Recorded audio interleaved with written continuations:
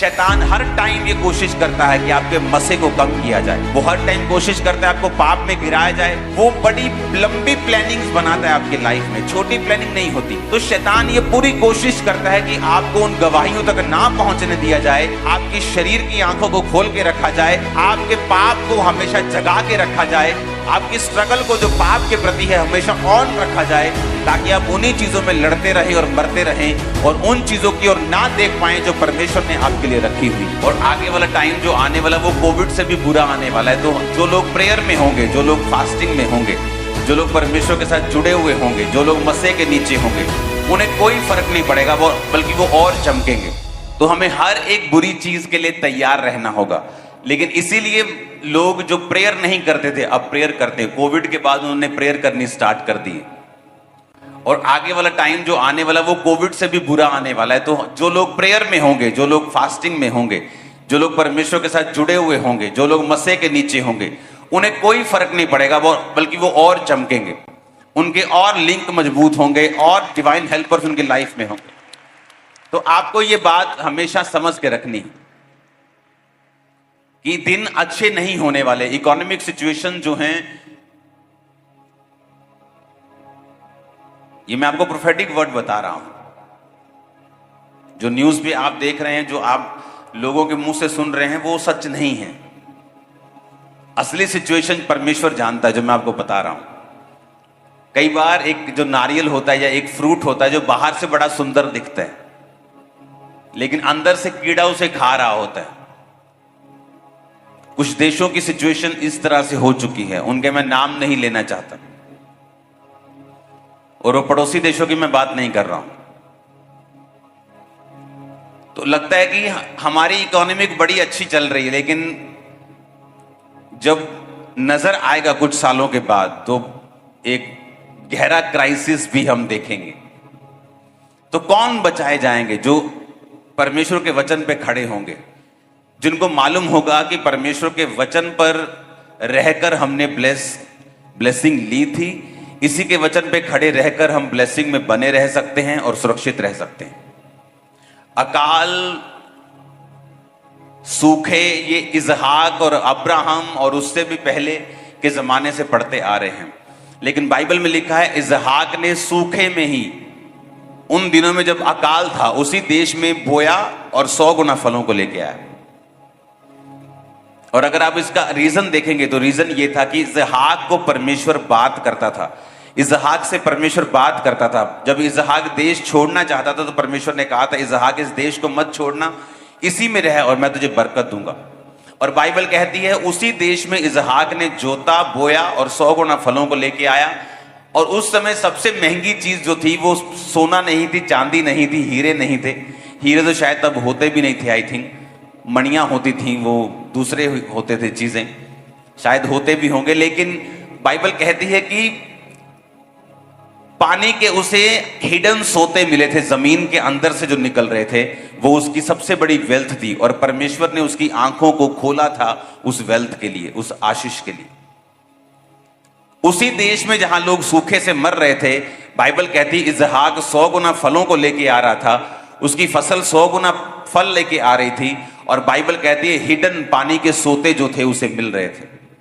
परमेश्वर ये आपकी लाइफ में प्रूफ करना चाहता है कि इकोनॉमिक सिचुएशन जितनी मर्जी खराब हो, देश जितने मर्जी लड़ रहे हो, जितनी मर्जी बीमारियां और महामारियां आ रही हो, लेकिन अगर आप परमेश्वर की आवाज को सुन सकते हैं, अगर आपका रिलेशनशिप परमेश्वर के साथ मजबूत है, वो आपको उन्हीं देशों में हिडन ट्रेजर दे सकता है, सोते दे सकता है। इसीलिए अगर आप पुराने हिस्ट्री में चले जाएंगे, आज से 30 साल पहले चले जाएंगे, तो दुनिया की सबसे बड़ी पेंटिकोस्टल चर्च जो थी वो दुनिया के सबसे बड़े गरीब देश में बनी। सबसे बड़ी चर्च तो अमेरिका में बननी चाहिए, कनाडा में बननी चाहिए, ऑस्ट्रेलिया में बननी चाहिए, जर्मनी, फ्रांस में, क्रिश्चियन देशों में बननी चाहिए। लेकिन वो नाइजीरिया में बनी, जहां पर लोग खाने के योग्य पैसा भी नहीं कमा पाते। अगर आज आप वहां पे चले जाएंगे तो एक ड्राइवर की तनख्वाह, एक आम ड्राइवर जो सब जगह काम करता है, वहां 30,000 नायरा उसकी तनख्वाह होगी सिर्फ। और एक नायरा जो 1 रुपए का 6 नायरा आता है, आप लगा लो कि 5 से 6 हजार रुपए इंडियन वहां पे तनख्वाह है। और अगर आप वहां पे चावल देखेंगे तो 250 रुपए किलो मिलते हैं चावल, और वहां पे लोग अपना पेट भी नहीं पाल सकते। लेकिन जो परमेश्वर का काम वहां पे हुआ वो बिल्कुल अलग था, क्योंकि जिन लोगों ने परमेश्वर के ऊपर भरोसा किया, परमेश्वर ने बताया कि तुम्हारा देश कैसा भी हो, तुम्हारा आसपास कैसा भी हो, तुम्हारी मंदी लगी हो, आसपास लोग मर रहे हो, कोविड हो, लेकिन अगर मैं तुम्हारे साथ हूं, मैं उसी देश में तुम्हें 100 गुना फल दे सकता हूं, तुम्हें बरकत भी दे सकता हूं, तुम्हें आशीष भी दे सकता हूं। और सबसे बड़ी बात, जब परमेश्वर के साथ हम चलने लगते हैं, जब परमेश्वर के साथ हमारे संबंध कायम होने लगते हैं, बाइबल कहती है जब अब्राहम ने हाजिरा को अपने घर से निकाल दिया, तो हाजिरा अपने बेटे के साथ जब जंगल में घूम रही थी तो एक जगह दूर हटकर वो रोने लगी, और ये कहकर दूर हट के रोने लगे कि मेरा बेटा मुझे रोता हुआ ना देख ले, क्योंकि हम लोग मरने वाले हैं, पानी खत्म हो चुका, रोटी खत्म हो चुकी, और वहां पे कोई ढाबा नहीं होता था, जंगल होते थे, कोई पानी का सोता नहीं उसे मिल रहा था, तो जंगल में लोग मरते थे। आज भी लोग मरते हैं, अगर आप ध्यान से स्टडी करेंगे तो तब तो बिल्कुल ही लोग उन जंगल मतलब कि एक बड़ी गहरी सिचुएशन थी उनके लिए।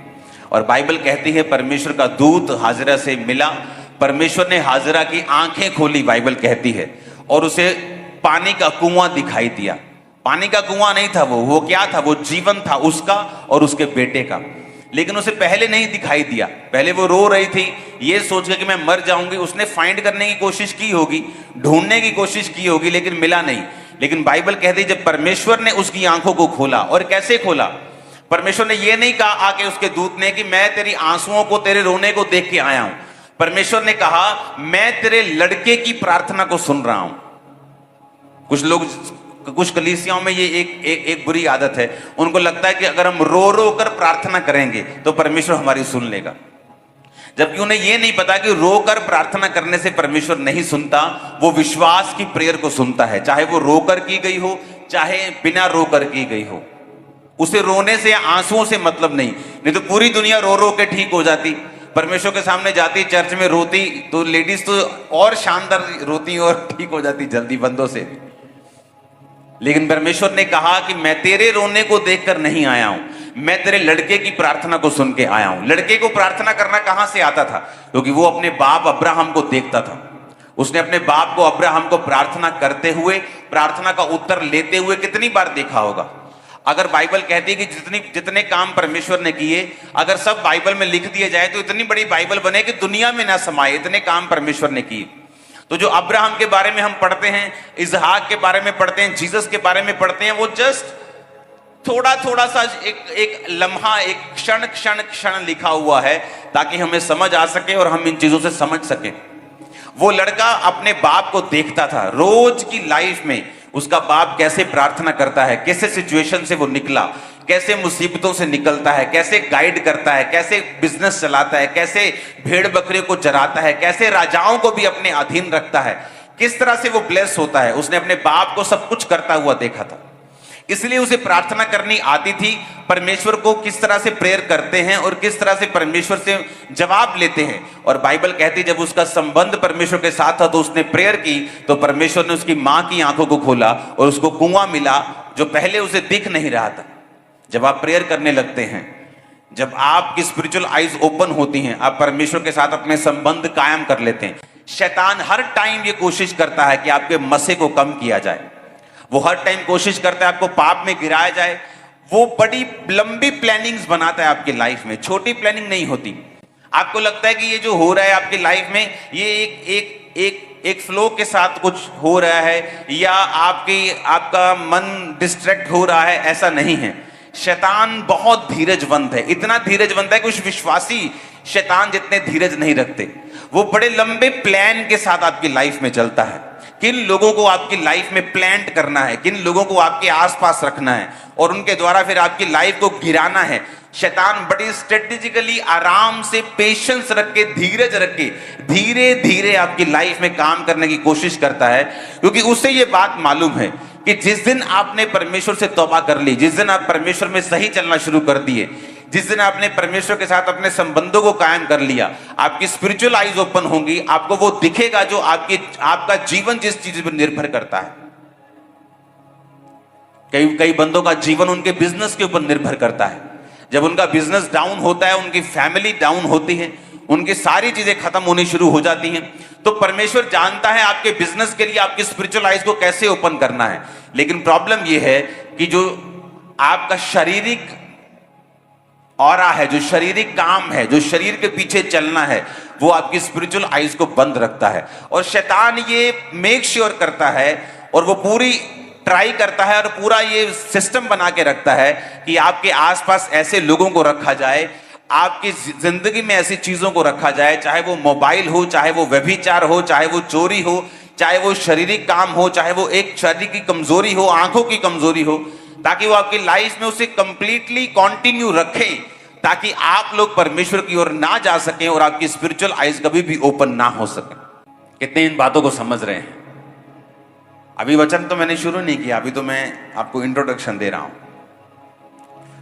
तो ये चीजें आपकी लाइफ में होनी जरूरी है। अगर आपने इन परमेश्वर के साथ अपने संबंधों को कायम नहीं किया और अगर आपने परमेश्वर के साथ अपनी प्रेयर टाइम को, अपने संबंधों को करेक्ट करके आप नहीं चले, तो शैतान आपके मसे को उड़ाता है, आपकी रिलेशनशिप को उड़ाता है, आपकी स्पिरिचुअल आइज को ओपन होने नहीं देता।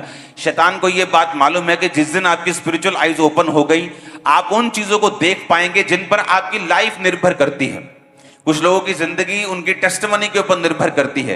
कुछ गवाहियां ऐसी हैं, अगर आपकी लाइफ में नहीं होंगी तो आप आगे नहीं बढ़ सकते, आप वो मुकाम हासिल नहीं कर सकते, आप स्पिरिचुअल लाइफ में भी आगे नहीं जा सकते।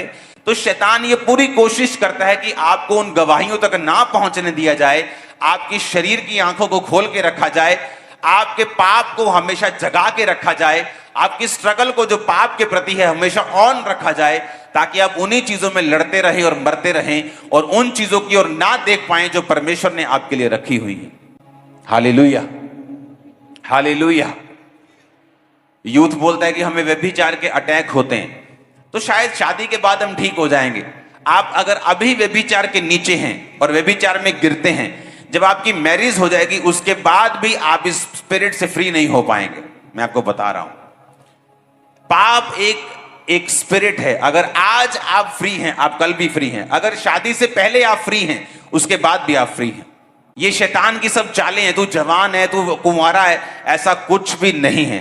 बाइबल कहती है अगर तुम शरीर के अनुसार चलोगे तो मरोगे। उसने ये नहीं कहा शादी से पहले अगर चलोगे तो नहीं मरोगे, उसने कहा अगर तुम शरीर के अनुसार चलोगे तो मरोगे, आत्मा के अनुसार चलोगे तो जियोगे। हालेलुया। अब हम पढ़ेंगे तीसरा यूहन्ना की पत्री, उसका 1 बाब उसकी 2 आयत को। हे प्रिय, मेरी ये प्रार्थना है कि जैसे तू आत्मिक उन्नति कर रहा है, वैसे ही तू सब बातों में उन्नति करे और भला चंगा रहे। Beloved, I wish above all things that thou mayest prosper and be in health, even as thy soul prospereth. उसने कहा जैसे तू आत्मिक उन्नति कर रहा है, वैसे ही तू शरीर में भी क्या रहे, हेल्थी रहे। परमेश्वर ने यह नहीं कहा तू चंगियाई को पाए, उसने कहा तू हेल्थ में रहे। चंगियाई पाने से भी ज्यादा बेटर है कि आप हेल्थ में रहें। अब चंगियाई कितने तरीके की होती है? एक चंगियाई वो है जो परमेश्वर ने ऑलरेडी आपके शरीर में एक सिस्टम के द्वारा, रोग प्रतिरोधक जो क्षमता हम बोलते हैं, उसके द्वारा डाली हुई है। आपको चोट लगती है, आप देखते हैं उसके ऊपर निशान बनना शुरू हो जाता है, आपका जख्म भरना शुरू हो जाता है। चाहे आप विश्वासी हैं, चाहे आप अविश्वासी हैं, आप धीरे धीरे हील होने लगते हैं, आप चंगे हो जाते हैं। ये परमेश्वर ने ऑलरेडी आपके, जानवरों के, सबके शरीर में, बॉडी में डाला हुआ है। एक हीलिंग है जो दवाइयों के द्वारा आपको मिलती है। आपका सिर दर्द है, आपको कोई प्रॉब्लम है, बुखार है, आप डॉक्टर के पास जाते हैं, दवाई खाते हैं, आप हील हो जाते हैं। लेकिन मैं उस हीलिंग की बात नहीं कर रहा हूं। एक नेचुरल हीलिंग है जो आपकी बॉडी अपने आप कर लेती है, लेकिन वो भी एक लेवल तक करती है। जब बड़े रोग होने शुरू होते तो बॉडी उस पर भी जवाब दे जाती है, वो हीलिंग नहीं कर पाती। एक हीलिंग वो है जो दवाइयां करती हैं, हर्ब्स करती हैं, डाइट करती है। जैसे डॉक्टर को बुला के आपको डाइट सिखाई गई थी। बहुत से लोग हैं जो लीवर से, किडनी से प्रॉब्लम में रहती हैं, अगर वो उस डाइट को फॉलो करें जो सेमिनार में आपको बताई गई थी, आप हील हो जाते हैं। लेकिन आज मैं उस हीलिंग की भी बात नहीं कर रहा हूं। क्या मसीही को डाइट फॉलो करनी चाहिए? 100% करनी चाहिए। एक्सरसाइज करनी चाहिए, करनी चाहिए, नहीं तो आप नेगेटिव एक्सपीरियंस करके भी ये चीजों में वापिस आओगे। लेकिन आज मैं उन चीजों की बात नहीं कर रहा हूं। आज मैं उस हीलिंग की बात कर रहा हूं जो डायरेक्ट परमेश्वर करता है, आंखें खोलने वाली। ऐसी हीलिंग जो दवाइयों से नहीं हुई, ऐसी हीलिंग जो आपकी बॉडी नहीं कर सकी, आपका रोग प्रतिरोधक क्षमता नहीं कर सकी, मेडिसिन नहीं कर सकी, आपकी बॉडी नहीं कर सकी, कोई नहीं कर सका, जो डायरेक्ट परमेश्वर के कांटेक्ट से आपको मिलती है। जो चर्च में हमने देखा है टेस्टिमनीज को, ऐसी टेस्टिमनी जहां पे 10-10 डॉक्टर्स चेंज हो चुके थे, मेडिसिन खाई जा चुकी थी, डाइट खाई जा चुकी, सब कुछ किया जा चुका था, लेकिन वो हील नहीं हुए। लेकिन जब ले हैंड हुआ, प्रेयर को रिसीव किया, परमेश्वर के कांटेक्ट में आए, तो वो हील हुए। आज मैं उस हीलिंग की बात कर रहा हूं। तो बाइबल कहती है कि परमेश्वर ये चाहता है कि आप हीलिंग में रहें, ना कि बीमार होकर चंगाई प्राप्त करें। बाइबल कहती है परमेश्वर ये चाहता है आप हेल्थ में रहें, आप चंगे रहें, आपकी बॉडी हेल्थी रहे। तो पहले यह समझना जरूरी है कि परमेश्वर जिस तरह आत्मिक चीजों को, आत्मिक उन्नति को महत्व देता है, वो चंगाई को भी महत्व देता है। जिन लोगों को लगता है कि चंगाई एक शारीरिक चीज है, तो मैं उनको बताना चाहता हूं कि चंगाई परमेश्वर की आत्मा का एक वरदान है। तो जो चीज परमेश्वर की आत्मा का एक वरदान है, वो शारीरिक कैसे हो सकती है? जो पवित्र आत्मा का वरदान है, वो शारीरिक कैसे हो सकता है? वो एक आत्मिक चीज है। इसलिए परमेश्वर ने वचन में लिखा है, जिस तरह तू आत्मिक उन्नति कर रहा है, तू ओवरऑल हेल्थ में रहे, ये मेरी इच्छा है, वचन कहता है। आमीन।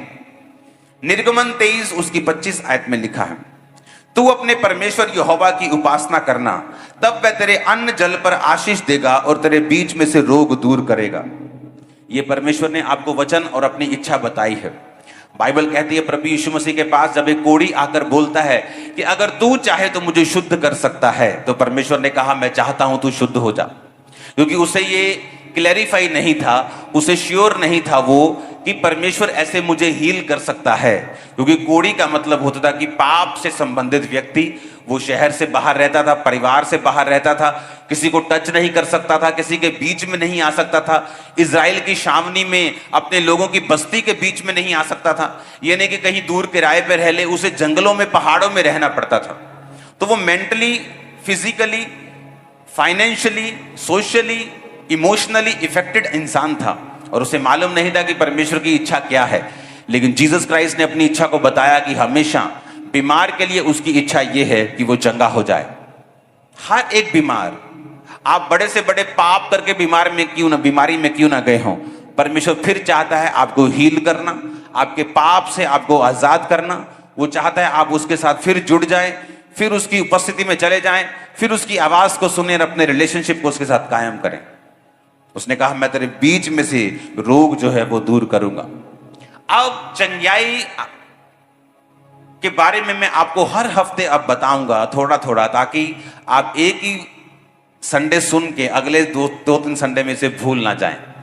तो हीलिंग क्या है और क्यों परमेश्वर करना चाहता है, ये थोड़ा थोड़ा मैं आपको अगले हफ्तों में बताता जाऊंगा और वचन चेंज होता जाएगा बाकी का।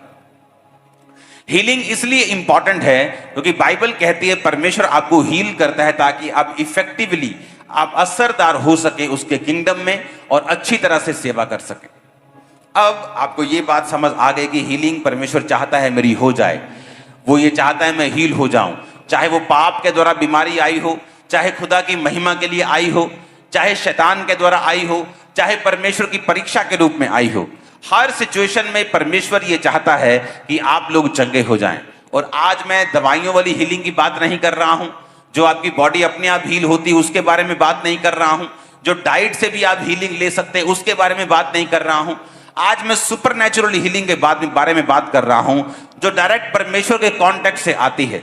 जो लोग हील हुए चर्च में, आपने देखा होगा, आपने टेस्टिमनीज को सुना होगा, ऐसी गवाहियां जहां डॉक्टर्स गिव अप कर चुके हैं, जहां दवाइयां गिव अप कर चुकी हैं, जस्ट परमेश्वर के एक स्पर्श से वो लोग हील हो रहे हैं। और हमें मालूम है कि ये हीलिंग डाइट से नहीं हुई, ये हीलिंग किसी और चीज से नहीं हुई, ये सुपरनैचुरल हीलिंग हुई जो परमेश्वर ने अपने कॉन्टेक्ट से, अपनी पावर से, अपने स्पर्श से लोगों की। अब जब हीलिंग होती है, ये वचन आज भी मैं सुनाऊंगा और एंड वाले मीटिंग में भी थोड़ा सा मैं ये शेयर करूंगा जो अभी मैं आपको बताऊंगा। बाइबल कहती है उत्पत्ति 3 उसकी 6 आयत में, जब स्त्री ने देखा कि वृक्ष का फल खाने के लिए अच्छा, देखने में मन भाव, बुद्धि देने के चाहने योग्य भी है, तो उसने तोड़ कर खाया उसमें से तोड़कर खाकर अपने पति को भी दिया और उसने भी खाया। वचन क्या कहता है, जीसस क्या कहते हैं, शैतान क्या कहता है। जो मैं आपको आज बताने वाला हूं ये डीप हीलिंग सीक्रेट है।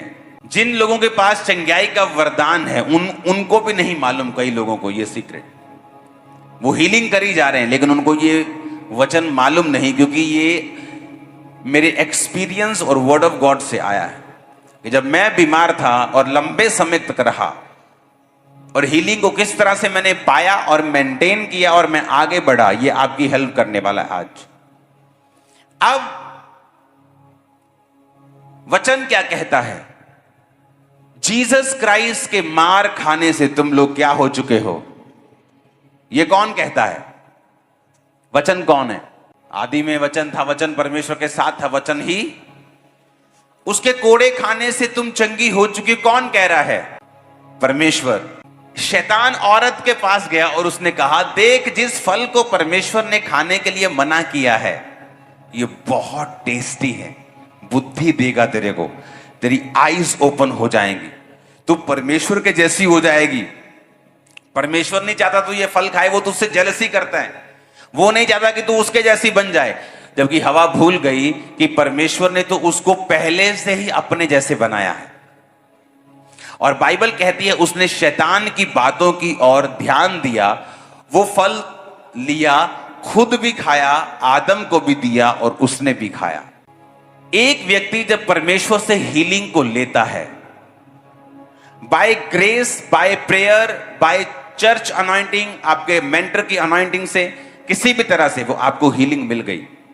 और ये ऐसा विषय है, अगर मैं इसे शेयर नहीं करूंगा, शैतान आपकी लाइफ में गेम्स खेलने की कोशिश करे। शैतान की आदत है जो आपको मिल गया उसे चुराना, घात करना और नष्ट करना। मोस्टली जब आप लोग हील होते हैं, क्योंकि जब आप लोग इस वचन को सुनेंगे, और क्रूसेड के बाद जो थर्सडे आएगा मैं चर्च में होऊंगा और संडे भी, आप इस हीलिंग के वर्ड को सुनेंगे तो बहुत से लोग हील होंगे।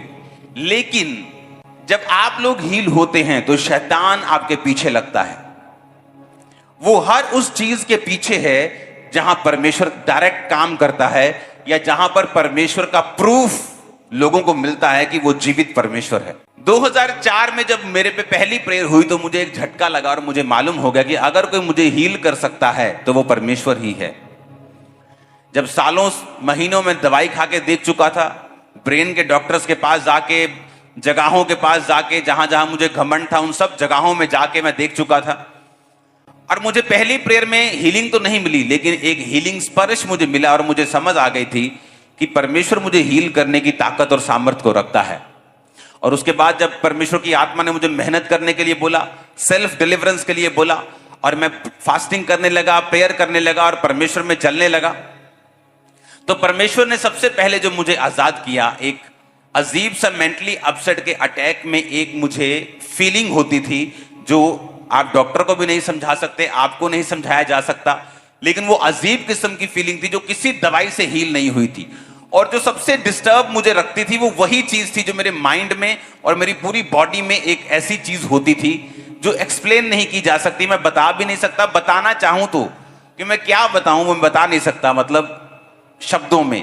ओके, तो वो हीलिंग जो थी वो परमेश्वर ने मेरी लाइफ में की। जब मैं परमेश्वर में आया उसके 1 साल के अंदर अंदर एक डिप्रेशन से हीलिंग थी जो अभी नहीं मिली थी, लेकिन एक अजीब सी दुष्ट आत्मा की, या कह लो, या एक डिप्रेशन की एक फीलिंग थी, एक पागलपन की, जो परमेश्वर ने मेरी हील की थी। अब जब शैतान देखता है कि आपको परमेश्वर ने हील किया है, मैं आपको बता रहा हूं, अगर आपने ये वचन सुना, आपकी हीलिंग कभी लॉस्ट नहीं होगी, आप कभी गवा नहीं पाएंगे अपनी हीलिंग को, हमेशा बनी रहेगी। अब जब एक व्यक्ति या एक औरत, एक मर्द, एक औरत परमेश्वर से हीलिंग लेता है, आपको ये बात समझ आनी चाहिए कि अगर परमेश्वर ने आपको वो हीलिंग दी है तो शैतान पूरी कोशिश करेगा उस हीलिंग को वापस लेने की। कभी कभी क्या होता है, जब मैंने वो हीलिंग ली, जब मैंने परमेश्वर से वो चंगाई ली, तो कई बार ऐसा होता था, कई बार जब मैं प्रेयर मेरी कम हो जाती थी या और चीजें मेरी लाइफ में होती थी, शक आ गया, अभी नया नया था परमेश्वर में, कि क्या सचमुच परमेश्वर, अगर ये परमेश्वर तो बाकी कौन है, बाकी परमेश्वर नहीं है तो वो कौन है, वो इस तरह की चीजें फाइट चलती थी मेरे माइंड में। तो जब कई बार शैतान काम करने की कोशिश, डाउट डालने की कोशिश करता था, मेरे सारे वो सिम्टम्स, सारे लक्षण बीमारी के वापिस आना शुरू हो जाते थे। और शैतान मुझसे फाइट करता था कि तू हील नहीं हुआ है, तू चंगा नहीं हुआ है, तुझे सिर्फ गलती लगी है, तू जोश जोश में गवाही दे रहा है, तू हील नहीं हुआ है। देख सारे सिम्टम्स वापिस आ रहे, देख सारे लक्षण बीमारी के वापिस आ रहे। और अगर आप क्रिश्चियन, रियल क्रिश्चियन हैं, तो ये आपके साथ होगा। अगर परमेश्वर ने आपको हील किया है तो शैतान ये आपके साथ करेगा। तो जब लक्षण वापिस आने लगते थे तो मैं वचन की नॉलेज रखता था, क्योंकि वचन में बहुत पढ़ता था। इसलिए नहीं कि प्रभु से प्यार था, इसलिए कि परमेश्वर ने वचन पढ़ना मुझे दुष्ट आत्मा के अटैक्स के कारण सिखा दिया था। 3-3 घंटे, 6-6 घंटे, 8-8 घंटे टेरिस पे रह के मैं वचन को पढ़ता था। तो जब शैतान उन लक्षणों के साथ वापिस आता था तो परमेश्वर की आत्मा मुझसे बोलती थी कि अब शैतान वही कर रहा है जो उसने हवा के साथ किया था। अब हवा को या तो उस चीज पे यकीन करना है जो वो फील कर रही है, जो वो देख रही है, जो महसूस कर रही है, या उस चीज के ऊपर जो परमेश्वर ने कही थी कि मैंने तुझे अपनी समानता में बनाया है। या तो हवा इस चीज पे यकीन करे जो शैतान कह रहा है कि फल देखने में बड़ा मन भाव है, बुद्धि देने के चाहने योग्य भी है, टेस्टी भी है, परमेश्वर तो उससे जेलसी करता है। या तो वो अपनी फीलिंग्स के अनुसार चले और फल खा ले और मरे और अपनी चंगाई को, रिलेशनशिप को गवा दे, या तो वो वचनों के अनुसार चले जो परमेश्वर ने उससे कहे थे। तो परमेश्वर ने मुझे बताया कि शैतान तेरी लाइफ में अब वो चुराने के लिए आया है जो मैंने तुझे दिया है। और अगर आपको परमेश्वर के द्वारा दी गई हीलिंग को संभालना है तो दुनिया की एक ही वस्तु है जो उसे संभाल सकती है, वो है आपका विश्वास। अगर आप विश्वास, कौन सा विश्वास? एक विश्वास है कि परमेश्वर ने आपको छुआ, बीमारी चलेगी, आपको विश्वास हो गया। एक विश्वास यह है कि जब उस बीमारी के लक्षण वापिस आ रहे हैं तब परमेश्वर देखता है आपका विश्वास कहां है। क्योंकि शैतान को पता है एक इंसान जब फीलिंग्स का फॉलो करने लगता है, पीछा करने लगता है, जब अपने महसूस जो उसको हो रहा है उसका पीछा करने लगता है, वो मौत की ओर जाता है। संसारिक प्यार क्या है? एक फीलिंग। चोरी फीलिंग, व्यभिचार एक फीलिंग, डर एक फीलिंग, अविश्वास, शक एक फीलिंग। इसलिए जीसस क्राइस्ट ने कहा अगर तुम फीलिंग्स के अनुसार चलोगे तो क्या होगा? तुम मरोगे। तो तब परमेश्वर ने मुझे सिखाया कि अगर तुझे ये मेंटेन करना है और जो मैंने तुझे दिया है तुझे लेना है, तुझे कन्फेस करना पड़ेगा अपने मुंह से, दिमाग में नहीं। दिमाग में फाइट कभी मत करो शैतान से, ये मैं आपको सीक्रेट दे रहा हूं। जब शैतान आपके साथ लड़ रहा हो, आपको डिस्टर्ब कर रहा हो, कभी भी दिमाग में उसके साथ फाइट ना करो, दिमाग में कभी शैतान से बात मत करो। इसलिए बाइबल कहती है उद्धार के लिए मुंह से अंगीकार किया जाता है। जब तुम मुंह से अंगीकार करोगे तो तुम अपने उद्धार को पाओगे भी और उसे मेंटेन भी करोगे। अगर आपने पैसों से गाड़ी ली है तो पैसों से ही मेंटेन होगी।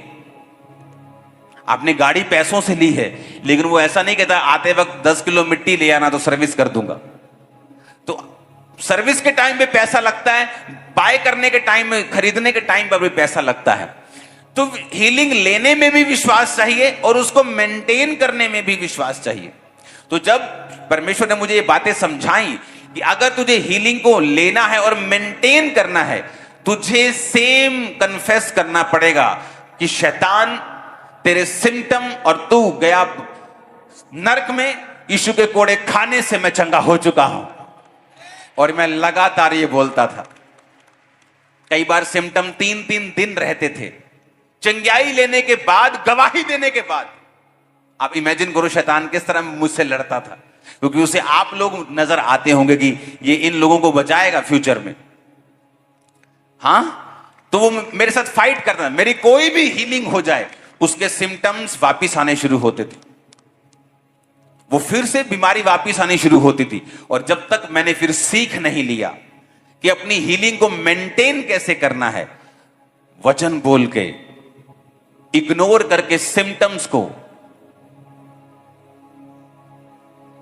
तो जब वो सिम्टम्स, वो लक्षण वापिस आते थे, मैं गवाही देना शुरू करता था, परमेश्वर ने मुझे हील किया है। उसके कोड़े, और अंदर मैं अंगीकार करता था, उसके कोड़े खाने से मैं चंगा हो चुका हूं। शैतान तू भी झूठा, तेरे लक्षण भी झूठे, चल भाग जा यीशु मसीह के नाम में। और लगातार मैं ये करता था। और देखो हुआ क्या, जब शैतान को ये बात समझ आ गई कि मैं उसके झूठ के ऊपर यकीन नहीं करने वाला, वो बीमारी के लक्षण पिछले 15 साल से कभी वापस नहीं आए, लक्षण भी वापस नहीं आए, और मैं कंप्लीटली हील हुआ। एक औरत थी, परमेश्वर ने उसे हील किया। जब उसे हील किया तो उसके आसपास जो क्रिश्चियन लोग थे वो इतने अच्छे नहीं थे। तो जब थोड़े दिन बाद उसकी बीमारी का लक्षण वापस आया तो वो घबरा गई। उसने कहा ये क्या हुआ, मैं तो ठीक हो गई थी। तो जब उसने अपने क्रिश्चियन लोगों से बात की, कोई कहने लगा ओ परमेश्वर दूसरे लोगों को हील करता है, वो क्रिश्चियन लोगों को हील नहीं करता, और सब नेगेटिव बातें उसे बोलने लगे। ओ तेरी बीमारी वापस आ गई। और वो लेडी वचन में पक्की नहीं थी, और सारी बीमारी के सिम्टम जब वापिस आए और उसने अंगीकार नहीं किया और विश्वास में नहीं रही, वो बीमारी फिर उसकी लाइफ में एंटर कर गई। इसलिए मैं कहता हूं पॉसिबल है एक व्यक्ति का बीमार होने के बाद, चंगे होने के बाद फिर बीमार होना। अगर इसीलिए कहा जाता है कि अगर आपने चर्च में आके हीलिंग को लिया है, आप चर्च में रहकर भी उसे मेंटेन भी कर सकते हो, क्योंकि उसके बाद शैतान चुराने के लिए आएगा, अटैक करने के लिए आएगा। और आपको वचन मालूम होना चाहिए, संगति में आपको रहना पड़ेगा, आपको अंगीकार करना पड़ेगा, और फिर आप वो हीलिंग को परमानेंट अपनी लाइफ में देखते हैं। सब जनों से कई बार ऐसा नहीं होता, या सब बीमारियों में ऐसा नहीं होता, लेकिन शैतान ऐसा करने की कोशिश करता है उन लोगों की खासकर लाइफ में जिनके जीवन में परमेश्वर की बड़ी योजना है। कितने मेरी बातों को समझ रहे हैं? ये बात मैं आपको इसलिए सिखा रहा हूं ताकि जब आपकी आज से हीलिंग प्रेयर स्टार्ट हो, अगले कुछ मीटिंग्स में लगातार इसके विषय में बात जब मैं करूं, तो आपका बेस मजबूत हो कि आप जब लेके जाएं अपनी हीलिंग को, आप विश्वास के शब्दों को बोलकर, विश्वास में अड़े और खड़े रहकर आप इसे पकड़ सके, मेंटेन कर सके, और फिर ये परमानेंट आपकी लाइफ में चलेगी। आपके बच्चे, आपकी जनरेशन, आपके पोते पड़पोते इसको सुनेंगे इन जीसस ने। हालेलुया। तो अब आपको ये बात हमेशा याद रखनी है, या तो आप अपनी फीलिंग के अनुसार चलो, जो लक्षण आपको महसूस हो रहे हैं, वो सिर दर्द फिर आ गया, तो या तो आप परमेश्वर के वचन के अनुसार चलो। तो आपको यह मालूम होना चाहिए, आपकी फीलिंग्स आपको धोखा देती हैं, शैतान आपको धोखा देता है, लेकिन परमेश्वर का वचन आपको कभी भी धोखा नहीं देता। नेवर। वो ताया हुआ लिखा है, लिखा उसको सिद्ध किया हुआ है, वो ट्राई किया हुआ है, वो ताया हुआ है,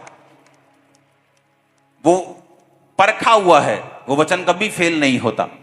और शैतान को यह बात मालूम है, इसलिए बहुत से लोग जो फीलिंग्स के अनुसार चलते हैं, आज उन्हें फील होता है कि प्रभु की प्रेजेंस उसकी लाइफ में है, कल उन्हें फील नहीं होगा। आज उन्हें फील होता है कि आज घर जाके प्रेयर करनी है, परसों उन्हें फील नहीं होगा। लेकिन जो विश्वासी फीलिंग से हट के चलना जानते हैं, उन्हें फील हो प्रेयर करने के लिए तब भी वो प्रेयर करते हैं, उन्हें फील ना हो तो भी वो प्रेयर करते हैं, उन्हें महसूस हो परमेश्वर उनके साथ है तो भी वो परमेश्वर की प्रशंसा करते हैं, आराधना करते हैं, चर्च में आते हैं, उन्हें फील ना हो तो भी वो आते हैं। उन्हें ये मालूम है फीलिंग का कोई लेना देना नहीं। फीलिंग आज ऊपर है, कल नीचे, कल आपको लगेगा कि आप दुनिया के सबसे अनॉइंटेड है, परसों आपको लगेगा आप खाली हैं। तो फीलिंग से नहीं, अगर आप में मसा है तो है, अगर विश्वास है तो है, हीलिंग पा ली है तो पा ली है, दैट्स इट। फीलिंग क्या कहती है? अगर आप इसके पीछे लगे आप धोखा खाएंगे। और शैतान किसको यूज करता है? आपकी फीलिंग्स को। इसलिए बाइबल कहती है अपनी फीलिंग के अनुसार नहीं, वचन के अनुसार चलो। इसलिए बाइबल कहती है रिन्यू योर माइंड। माइंड का मतलब है अपनी फीलिंग्स, क्योंकि माइंड में फीलिंग्स आती हैं। तो परमेश्वर ने कहा वचन के अनुसार अपने माइंड को रिन्यू करते जाओ, नया करते जाओ, वचन इसमें भरते जाओ। अब तुम वैसे नहीं हो जैसे पहले थे। हालेलुया। और मैंने अपनी हीलिंग्स को मेंटेन करना सीखा। उसको परमानेंट कैसे किया जाता है मैंने उसे सीखा। परमेश्वर ने एक बार मुझे हील तो कर दिया, लेकिन उसे मेंटेन फिर मैंने अपने वचनों से, परमेश्वर के वचन बोल बोल कर अपने मुंह से फिर मैंने उसे मेंटेन किया। कितने समझ रहे हैं? अगर विश्वास आपका हिला, आपकी हीलिंग हिलेगी। अगर उस शैतान ने आपके बिलीव को हटाया, हिलाया, आपकी हीलिंग और डिलीवरेंस हिलेगी। अगर आपका बिलीव बना हुआ है और खड़ा हुआ है कि आप अपने सिम्टम्स की ओर ध्यान नहीं दे रहे हो, आप अंगीकार कर रहे हो, आप प्रेयर कर रहे हो, आप आगे बढ़ रहे हो, शैतान कभी भी आपसे वो चीजें छीन नहीं पाएगा। नेवर। उसे आपका साथ चाहिए अगर वो उसे छीनना है तो। जब मेरे मुंह से नहीं निकला कभी भी कि बीमारी वापस आ गई, वो कभी वापस नहीं आई। शैतान ने जानबूझ के हिलाने की कोशिश की ताकि मैं शक में चला जाऊं, लेकिन जब मुझे मालूम था कि ये शैतान की एक चाल है, वो कभी वापस नहीं आई। वो आपसे फाइट करता है, वो लड़ता है। उसे ये चाहिए कि जो आपके पास है, जो आपको परमेश्वर ने दिया है, उसे वो वापस छीने, वापस ले आपसे। और उसके लिए वो शक का यूज करेगा, पाप का यूज करेगा। लेकिन आपको अपने विश्वास को, विश्वास के शब्दों को, अंगीकार को कायम रखना होगा। या तो बीमारी गिव अप करेगी या आप गिव अप करेंगे। या तो वो जाएगी या आपका विश्वास जाएगा। ये युद्ध है, युद्ध। देखा कभी युद्ध होते हुए? या तो दूसरा ढेर या तुम ढेर। तो तुम्हें ढेर करना होगा बीमारी को और लड़ना होगा। जब लड़ाई होती है, चाहे छोटा देश क्यों ना हो, लड़ाई लड़ाई की तरह ही होती है। फाइट पूरी चलती है, जिंदगी मौत का सवाल होता है। उसी तरह जो शैतान आपसे लड़ता है, आपको मालूम होना चाहिए कि ये फाइट है। फाइट आसान नहीं होती। फाइट डिस्कंफर्ट में लेके जाती है। फाइट कभी भी इजी नहीं होती। फाइट ही होती है। लेकिन परमेश्वर ने एक वायदा किया है कि जब तू लड़ेगा तू जीतेगा। ये वायदा है। उसने ये नहीं कहा तू अपनी ताकत से जीतेगा, उसने कहा तू सिर्फ लड़ेगा, जिताऊंगा तुझे मैं। तू अंगीकार नहीं छोड़ेगा, तू प्रेयर नहीं छोड़ेगा, तू अंगीकार करना नहीं छोड़ेगा, तू अपने विश्वास के शब्दों को नहीं छोड़ेगा, तू अपने विश्वास से पीछे नहीं हटेगा, तू जीतेगा। That's it. उसके बाद देखेंगे प्रभु रास्ता खोलेगा। आप एक दिन उठेंगे, सिम्टम गायब हो चुके होंगे। आप एक दिन उठेंगे, देखेंगे कि वो कहां चली गई बीमारी जो पिछले 3 दिन से मुझे दोबारा तंग कर रही थी, वो फिनिश हो चुकी। और जब आप पक्के हो जाएंगे, शैतान को मालूम है पक्का हो गया बंदा, ये इन चीजों से नहीं हिलता, फिर वो दूसरी चीजों को यूज करना शुरू करेगा। ये चीज से हट जाएगा। उसे मालूम है ये बंदा हिलने वाला नहीं, ये अंगीकार छोड़ेगा नहीं, मेरा टाइम वेस्ट होगा। तो इसलिए वो जब एक आदमी विश्वास में बढ़ जाता है, फिर वो वैसे गेम्स उसके साथ खेलना बंद कर देता है जो आम विश्वासियों के साथ खेलता है। जो मेरे साथ वो पहले 2 साल में खेलता था, अब वो नहीं खेलता। उसे मालूम है उस गेम्स में जीत जाता हूं उससे। हालेलुया। तो जब एक विश्वासी, एक औरत, एक भाई, एक बहन अपनी चंगाई को लेती है, तो उसे यह भी याद होना चाहिए कि विश्वास से मैंने लिया है, ग्रेस से लिया है, मैं अपने शब्दों से इसे कायम भी रखूंगी, इसे मेंटेन भी रखूंगी। जब शैतान इस पे अटैक करने की कोशिश करेगा तो मेरा विश्वास इसे बना के रखेगा। हालेलुया। ऊंची आवाज में हालेलुया बोलो।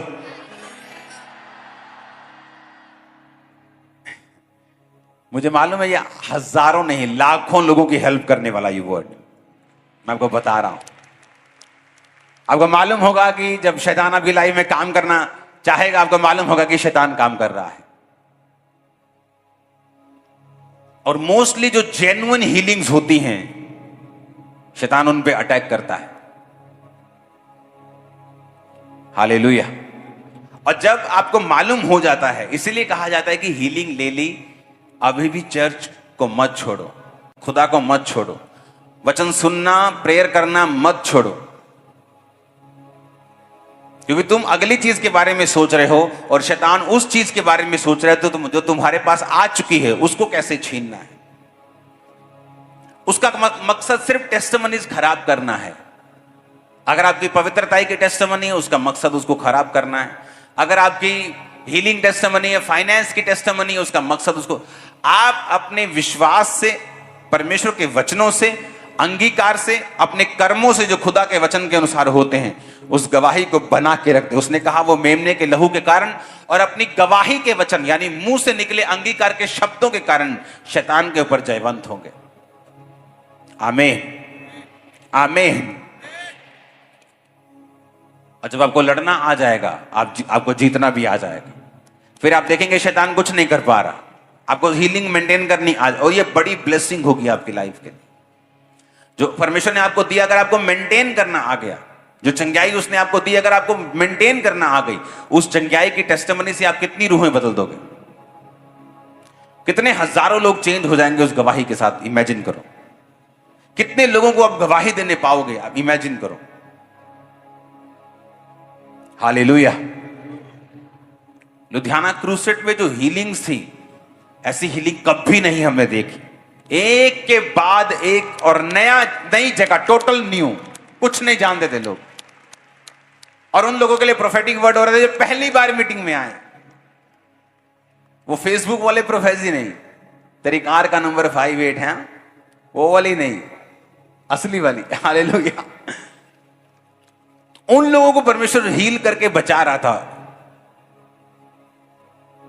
और अब जब तुमने हीलिंग ले ली है, परमेश्वर के वचन को सीखो। अगर तुम उसके वचन को नहीं सीखोगे तो शैतान को मालूम है तुम कच्चे हो।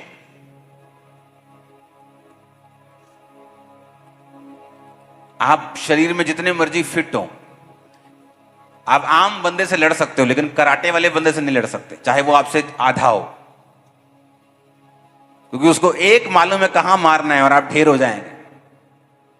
तो अगर शैतान को कराटे आते हैं तो आपको सीखने पड़ेंगे, और जब आप सीख लेंगे वो आपकी जूती के नीचे होगा। हालेलुया। परमेश्वर ने कभी अपने लोगों को आलसी होने के लिए नहीं बोला।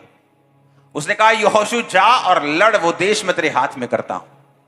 उसने ये नहीं कहा मैं तेरे हाथ में करता हूं, जा और सो जा और पार्टी कर, उसके बाद तू जाएगा तो लोग अपने आप मरे हुए होंगे। उसने कहा जा और लड़। आमीन।